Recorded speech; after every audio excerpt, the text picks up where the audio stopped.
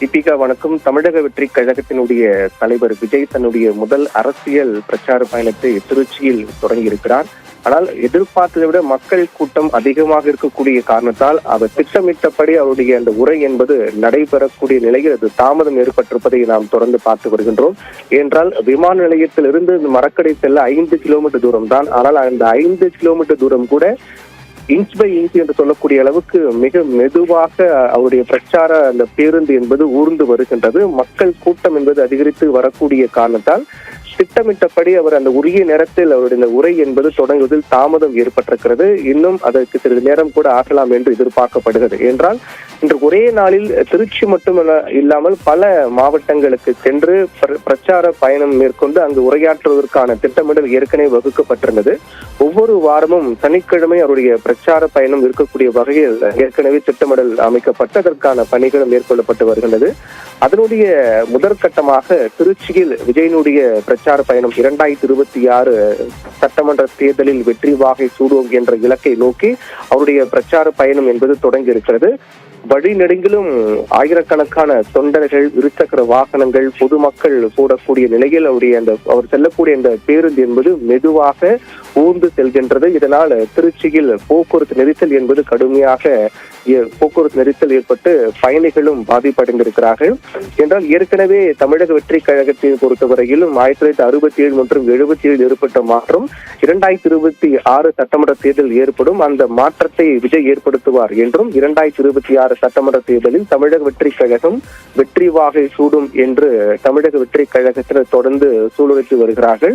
அதற்கேற்ற வகையில் 2026 சட்டமன்ற தேர்தல் நெருங்கி வரக்கூடிய சூழ்நிலையில் விஜய் மக்களை சந்திக்கக்கூடிய பயணம் என்பது தொடர்ச்சியாக எப்போது என்ற கேள்வி எழுந்து வந்தது. அதற்கு பிறகு இன்றைய நாள் இந்த சனிக்கிழமை முதல் அடுத்து வரக்கூடிய சனிக்கிழமைகளில் ஒவ்வொரு வாரம் சனிக்கிழமைகளிலும் மக்களை சந்திக்கக்கூடிய பிரச்சார பயணம் என்பது அமையும் என்று ஏற்கனவே அறிவிக்கப்பட்டது. அதன்படிதான் இன்றைய நாள் விஜய் திருச்சியில் பிரச்சார பயணம் தொடங்கி இருக்கிறார். அவர் உரையாற்றக்கூடிய நேரம் என்பது கடந்து சென்றக்கூடிய நிலையில் அவர் எப்போது உரையாற்றுவார் என்ற எதிர்பார்ப்பு தமிழக வெற்றி கழக தொண்டர்கள் மத்தியில் ஏற்படுத்தியிருக்கிறது. இன்று ஒரு நாள் மட்டுமே திருச்சி மட்டுமல்லாமல் பல்வேறு பகுதிகளுக்கு அவர் செல்கின்றார். அதாவது பல்வேறு நிபந்தனைகளோடு அவருக்கு அனுமதி வழங்கப்பட்ட காவல்துறை அவருக்கு 21 நிபந்தனைகளோடு 1 மணி நேரம் பேச காவல்துறை அனுமதி வழங்கியது. இந்த நிலையில் தான் அவருடைய பிரச்சார பயணத்தில் மக்கள் கூட்டம் அதிகரித்து வரக்கூடிய காரணத்தால் அவருடைய இந்த உரை என்பது தொடங்குவதில் தாமதம் ஏற்பட்டிருக்கிறது. என்றால் ஏற்கனவே தொடர்ந்து முதற்கட்ட சுற்றுப்பயணம் இன்று காலை 10 மணிக்கு திருச்சி மரக்கடை எம்ஜிஆர் சிலை பகுதியில் இருந்து தொடங்கும் என்று அறிவிக்கப்பட்டது. அதன்படி 10:30 மணிக்கு திருச்சி மரக்கடை எம்ஜிஆர் சிலை பகுதியிலிருந்து அவருடைய பிரச்சார பயணம் தொடங்கியது. இதற்காக தமிழக வெற்றி கழகத்தின் தலைவரும் நடிகருமான விஜய் காலையில் சென்னையில் இருந்து தனி விமானம் மூலமாக திருச்சி வந்தார். பின்னர் விமான நிலையத்தில் இருந்து பிரத்யேகமாக அவருக்காக அந்த பிரச்சார பயணத்துக்காக ஏற்பாடு செய்யப்பட்டிருந்த பிரத்யேக பேருந்தில் அவர் ஏறினார். அதற்கு பிறகு அந்த பிரச்சார வாகனத்தில் டிவிஎஸ் டோல்கேட், தலைமை தபால் அலுவலகம், மேலப்புதூர், பாலக்கரை, ரவுண்டானா வழியாக மரக்கடை எம்ஜிஆர் சிலை சென்று அங்கு திறந்த வழியில் நின்றபடி உரையாற்ற வேண்டும். இதுதான் அவருடைய இன்றைய திட்டமிடல் திருச்சியில். ஆனால் மக்கள் கூட்டம் என்பது திருச்சி விமான நிலையத்தில் இருந்தே அந்த மரக்கடை வரையிலும் ஆயிரக்கணக்கான மக்கள் அங்கு தொண்டர்களும் குவிந்திருக்கிறார்கள். இதன் காரணமாக அவருடைய அந்த பிரச்சார உரையாற்றக்கூடிய இடத்தை நோக்கி செல்வதில் தாமதம் ஏற்பட்டிருக்கிறது. கிட்டத்தட்ட ஒரு 5 கிலோமீட்டர் தூரம் தான் திருச்சி விமான நிலையத்திலிருந்து எம்ஜிஆர் சிலை அந்த மரக்கடை செல்வதற்கு 5 கிலோமீட்டர் தூரம் தான். 5 கிலோமீட்டர் தூரம் என்றால் கிட்டத்தட்ட ஒரு 10 நிமிடத்தில் கூட சென்று விடலாம். ஆனால் அவர் செல்வதற்கு மக்கள் கூட்டம் அதிகமாக இருக்கக்கூடிய காரணத்தால் மக்கள் பிரச்சார பேருந்து என்பது மிக மெதுவாக ஊர்ந்து செல்கின்றது. இதன் காரணமாக 10 நிமிடத்தில் செல்ல வேண்டிய இந்த இடம் என்பது மணிக்கணக்காக நேரங்களை தாண்டியும் சென்று கொண்டிருக்கிறது.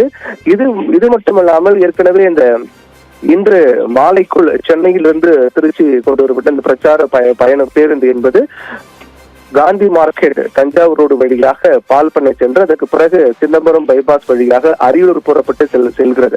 அதற்கு பிறகு அரியலூர் பழைய பேருந்து நிலையம் அண்ணா சிலை அருகில் மதியம் 12 மணி அளவில் திறந்தவெளி வாகனத்தில் மக்களை சந்தித்து பேசுகிறார் விஜய். இன்றைய நாள் திட்டமிடல் சொல்கின்றேன். இன்றைய நாள் திட்டமிடல் பொறுத்தவரையில் திருச்சி பிரச்சாரத்தை முடித்துக் கொண்டு அதற்கு பிறகு காந்தி மார்க்கெட் தஞ்சாவூர் ரோடு வழியாக பால்பண்ணை சென்று சிதம்பரம் பைபாஸ் வழியாக அரியலூர் புறப்பட்டு செல்கிறார். அதற்கு பிறகு அரியலூர் பழைய பேருந்து நிலையம் அண்ணா சிலை அருகில் மதியம் 12 மணி அளவில் திறந்தவெளி வாகனத்தில் மக்களை சந்தித்து பேசுகிறார். அதற்கு பிறகு அங்கிருந்து மருதையான் கோவில் வழியாக பெரம்பலூர் மாவட்டம் குன்னம் புறப்பட்டு செல்கின்றார். அங்கு அவருடைய அந்த உரையை முடித்துவிட்டு பெரம்பலூர் மாவட்டத்தில் குன்னம் ஆகிய 2 இடங்கள், பெரம்பலூர் மற்றும் குன்னம் ஆகிய 2 இடங்களில் காவல்துறை வழங்கியிருக்கக்கூடிய நிபந்தனைகளுக்கு உட்பட்டு அவர் அந்த பிரச்சார பயணத்தை மேற்கொள்கிறார். பிறகு குன்னம் பேருந்து நிலையத்தில் மாலை 4 மணிக்கு பிரச்சாரம் செய்கிறார்.